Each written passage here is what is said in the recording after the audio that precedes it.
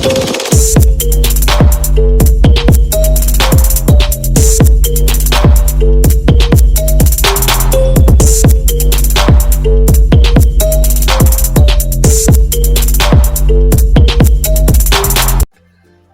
আসসালামু আলাইকুম। কেমন আছেন? আশা করি আল্লাহর রহমতে অনেক অনেক ভালো আছেন। আমিও আল্লাহর রহমতে ভালো আছি। রমজানের মুবারক জানিয়ে শুরু করছি। আমি কিন্তু রমজানে কি করি আগে থেকে সেটাই আপনাদের করে দেখাচ্ছি। এটা হচ্ছে মশারি ডাল এবং খেসারি ডাল। এখানে 3 কেজি পরিমাণ মশারি এবং খেসারি ডাল আছে। আমি 6 থেকে 7 ঘন্টা আগে ভিজিয়ে রেখেছি। আর এটাকে আমি ব্লেন্ডার করে নিব আর ছোট ছোট করে পুতলা করে নিব। আর এটা কিন্তু আমি রমজানে পেঁয়াজু বানাই। এরকম করে আমি কিন্তু আগে থেকেই ফ্রিজে সব কিছু রেডি করে রাখি। আর কি করব সেটাও আমি আপনাকে করে দেখাবো। আর এদিকে কিন্তু আমি বুট ডাল 2 কেজি পরিমাণ নিয়েছি এবং এখানে কিন্তু মশারি ডাল আছে প্রায় 1 পার মতো নিয়েছি এবং আর কি পোলাও চাল নিয়েছি প্রায় 1 পা। এই সবগুলো একসাথে আমি মিশিয়ে এটাকে ব্লেন্ডার করে নিব। আর আমি বেসনটা কিন্তু এভাবেই ব্লেন্ডার করে নেই, কারণ যদি আমরা এভাবে ব্লেন্ডার করে নেই তাহলে কিন্তু বেগুনিটা এবং আলু চপটা কিন্তু অসাধারণ খেতে হয়। আর বাজার থেকে যদি আমরা কিনে আনি ওটা কিন্তু বেশি একটা ভালো পড়ে না আর খেতেও এত মুচমুচে হয় না। আর এটা কিন্তু আমরা যদি এভাবে এই ঘরে তৈরি করি তাহলে কিন্তু খেতে কিন্তু অসাধারণ হয়। আর এটা আমি ব্লেন্ডার করব, তারপর আপনাদেরকে আমি দেখাবো কতটা সুন্দর হয়। হ্যালো দর্শক, এই যে আমার কিন্তু পেঁয়াজুটা ব্লেন্ডার করা হয়ে গেছে। আর আমি কিভাবে ছোট ছোট সাইজ করে পাতলা করে রাখি সেটাই আপনাদের পরে দেখাবো। আসলে এরকম একটা পলিথিন নেবেন, আমি ছোট করে কেটে নিয়েছি। আর এভাবে আমি অল্প অল্প করে দিব। এই তো আমার এটুকু দিলেই হবে। আর যে পরিমাণ খাবেন সেই অনুযায়ী পরিমাণে বেশি দিবেন। আর যখন আপনারা পেঁয়াজটা বাটবেন তখন পেঁয়াজ বাটা, রসুন বাটা এবং আদা বাটা এবং জিরা, আস্ত জিরা দিয়ে এবং হলুদ মরিচের গুঁড়া দিয়ে আপনারা পেঁয়াজটা বানাবেন, তখন মজা লাগবে। আগে থেকে দিলে কিন্তু মজা লাগবে না। এভাবেই আমি সবগুলা পোটলা করে নেব। এই তো দর্শক, আমার কিন্তু পোটলা করা হয়ে গেছে। আমি এইভাবেই কিন্তু পোটলা করেছি ছোট ছোট সাইজের। যখন লাগবে তখনই একটা করে বের করে ভেজে নেব। আধা ঘন্টা আগে বের করব। আর আমি কিন্তু সব সময় এভাবেই ফ্রিজে রোজার আগেই সব কিছু রেডি করে রাখি। এই তো এখানে কিন্তু আমার 15টার মতো পেঁয়াজুর পোটলা হয়েছে। আমি এখন ডিপ ফ্রিজে রেখে দেব। আর এভাবেই করে আমিও বুটটাও সিদ্ধ করে ছোট ছোট করে পাতলা করে রাখবো। আমার সাথেই থাকুন। এই তো দর্শক, এদিকে কিন্তু আমি এখানে 1 কেজি পরিমাণ কাঁচামরিচ নিয়েছি। আর এই কাঁচামরিচটা কিন্তু আমি সুন্দরভাবে পরিষ্কার করে নিয়েছি এবং মুছে নিয়েছি, পানিটা ঝরিয়ে নিয়েছি এবং বটটাকে ফেলে দিয়েছি। আর এভাবেই কিন্তু আমি কাঁচামরিচটা রাখি ফ্রিজে, কারণ কাঁচামরিচ যদি ফ্রিজে রাখি আমরা নর্মাল কোনো পলিথিনে, তখন কিন্তু কাঁচামরিচটা নষ্ট হয়ে যায়। চলুন ভিউয়ার্স, আমি কিভাবে কাঁচামরিচটা রাখি ফ্রিজে সেটাই আপনাদেরকে দেখাবো। প্রথমে আমি একটা বক্স নিলাম বড় সাইজের, তারপরে একটা টিস্যু পেপার দিয়ে দিলাম। টিস্যুটা দেওয়ার পরে কাঁচামরিচ দিয়ে দিব। তারপরে আমি আরেকটা টিস্যু অ্যাড করে দিব।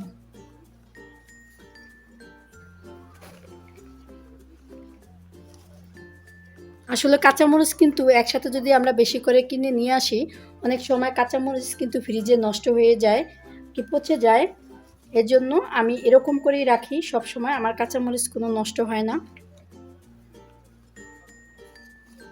কারণ টিস্যুটা দেওয়ার কারণ হচ্ছে এই টিস্যুটায় যখন পানিটা আর কি আসে ফ্রিজ থেকে, তখন কিন্তু পানিটা চুষে নিয়ে যায়।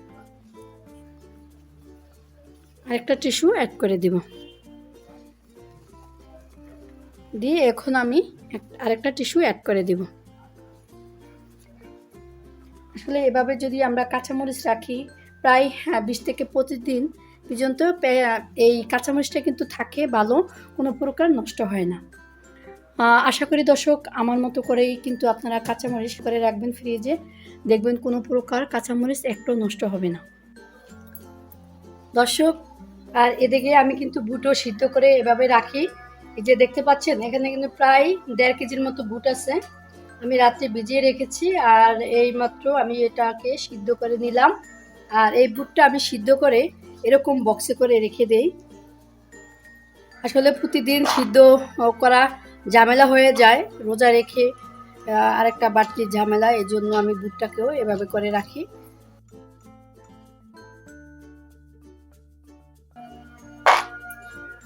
যে যে পরিমাণ খাবেন ওই পরিমাণ রাখবেন। আমার এটুকু রাখলেই হয়ে যাবে।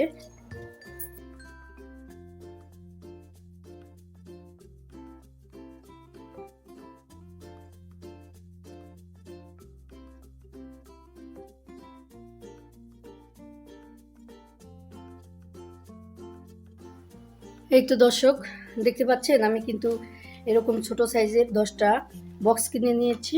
এটার ভিতরে আমি আর কি বুটগুলা দিয়ে রেখেছি। এভাবেই কিন্তু আমি ঢাকনা দিয়ে ঢেকে তারপরে রেখে, আপনারা চাইলে কিন্তু পারেন এভাবে রাখতে, কারণ প্রতিদিন বুট সিদ্ধ করা আসলে ঝামেলা হয়ে যায়। মাঝে মাঝে বুট কিন্তু সিদ্ধ দিয়ে আমরা নামাজ পড়ি বা অন্য কোনো কাজ করি, তখন দেখা যায় বুটটা কিন্তু পুড়ে যায়। এই জন্য আমি আগ থেকেই এরকম করে রাখি।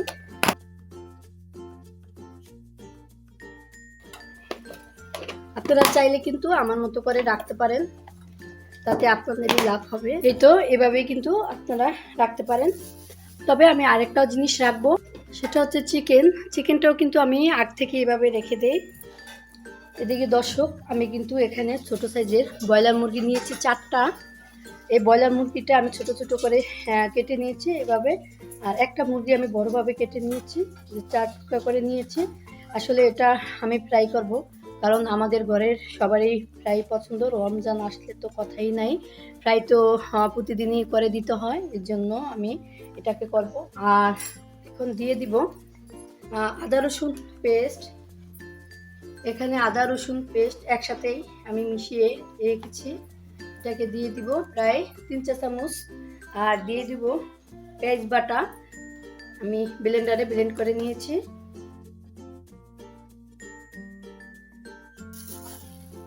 দিয়ে দিব কাবাব মশলা 1 চা চামচ পরিমাণ, বড় চামচের।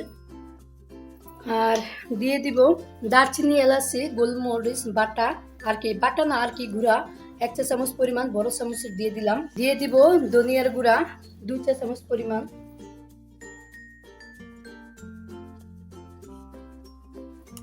দিয়ে দিব মরিচ, যে যে পরিমাণ জাল খান ওই অনুযায়ী দিবেন। এখানে 2 চা চামচ দিয়েছি আমি। দিয়ে দিব পরিমাণ মতো লবণ। দিয়ে দিব 1 চা চামচ পরিমাণ টেস্টিং সল্ট। দিয়ে দিব জিরা, এটা হচ্ছে কাঁচা জিরা। আর দিয়ে দিব 1 কাপের অর্ধেক রেগুলার রান্নার তেল। আর দিয়ে দিব পরিমাণ মতো চিনি। আর দর্শক দিয়ে দিব উটের ঘি। এটা কিন্তু বাংলাদেশে ঘি না, এটা হচ্ছে সৌদি আরব থেকে এসেছে। এটা হচ্ছে উটের ঘি। আমার এক ভাই বিদেশ থাকে, সবুজ ভাই, সেই ভাইটা আমার জন্য এই উটের ঘিটা পাঠিয়েছে। এটা নাকি ফ্রাইতে বা যে কোনো খাবারে দিলে নাকি টেস্ট অন্যরকম হয়। আর এটা কিন্তু স্বাস্থ্যের জন্য অনেক উপকারী এবং খুবই ভালো, আর খেতে কিন্তু অনেক টেস্ট লাগে। আমি 1 চা চামচ পরিমাণ এখানে দিয়ে দিব। আসলে এটা আমি ফ্রিজে রেখেছি তো এই জন্য একটু শক্ত হয়ে গেছে, কোনো সমস্যা নেই, আমি তারপরও দিয়ে দিব। এখন আমি সব কিছু একসাথে মিশিয়ে তারপরে মাখিয়ে নিব। হাত দিয়ে কিন্তু এটা মিশাতে হবে।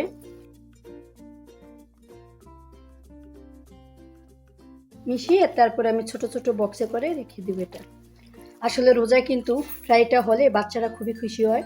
আর আমার বাচ্চারা কিন্তু রোজা থাকে, আমার 3 বাচ্চাই রোজা থাকে রমজানে। এর জন্য ওদের জন্য আমি স্পেশালি এই ফ্রাইটা প্রতিদিনই রাখি ইফতারিতে।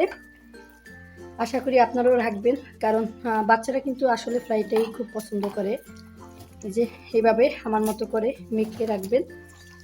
এই তো দর্শক দেখতে পাচ্ছেন আমার কিন্তু মাখানো হয়ে গেছে। আর এখন কিন্তু আমি এটাকে ছোট ছোট বক্সে করে রেখে দেব। এই তো আমার কিন্তু আর কি ফ্রাইটা রেডি করা হয়ে গেছে। দেখতে পাচ্ছেন দর্শক, আমি কিন্তু এভাবেই বক্সে করে রাখি, ছোট ছোট বক্সে করে। আর এভাবে রাখলে কিন্তু সবচেয়ে ভালো হয়। আর দর্শক, আমি আজকে অনেক কিছুই আপনাদের সাথে শেয়ার করেছি যে রমজান আসার আগে আমি কি কি করে রাখি ফ্রিজে, সেটাই শেয়ার করেছি। আর আপনাদের এই ভিডিওটা যদি আজকে ভালো লেগে থাকে তাহলে লাইক কমেন্ট শেয়ার করে আমার পাশে থাকবেন। আর যারা আমার এই চ্যানেলটাকে সাবস্ক্রাইব করেননি তারা কিন্তু অবশ্যই সাবস্ক্রাইব করে নেবেন, আর যারা করেছেন তাদেরকে অনেক অনেক ধন্যবাদ। তো দর্শক, আপনারা সবাই ভালো থাকবেন, সুস্থ থাকবেন এই কামনায় বিদায় নিচ্ছি। আসসালামু আলাইকুম, আল্লাহ হাফেজ।